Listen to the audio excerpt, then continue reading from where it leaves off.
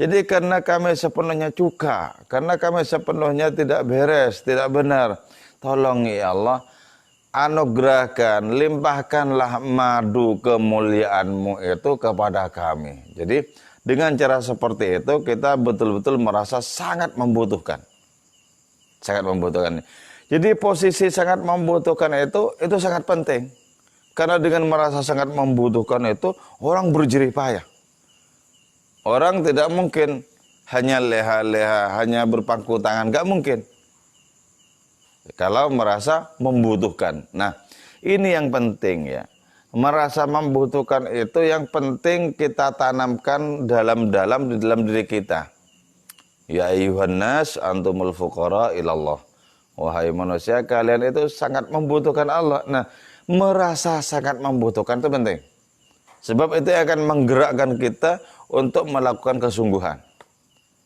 Tapi kalau kita merasa tidak butuh, kita tidak akan pernah memperbaiki diri.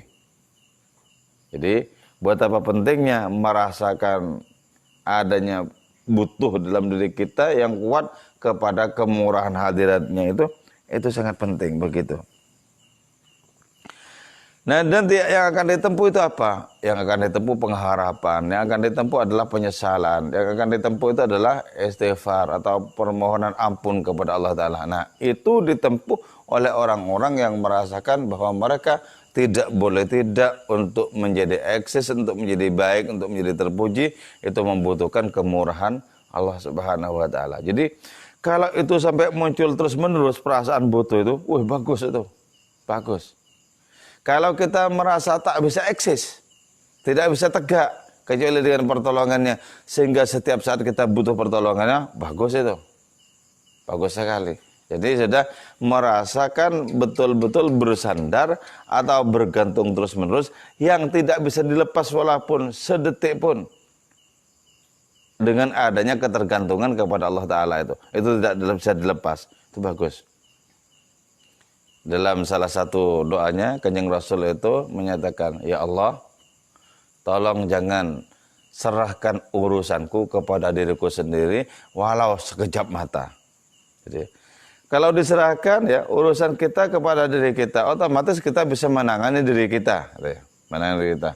Nah, ketika sudah merasa menangani diri kita, otomatis rasa butuh kepada Allah Ta'ala untuk tetap kita berada dalam kebaikan, dalam keterpujian itu terputus dari situ.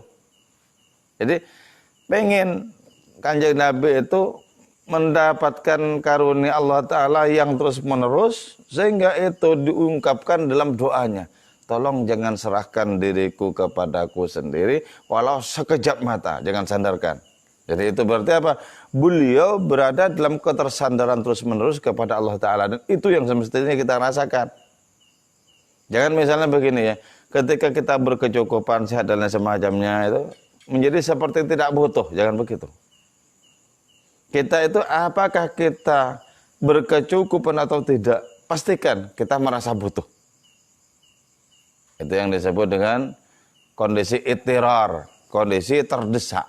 Itu yang akan mengantarkan kita untuk mengemis kepada Allah.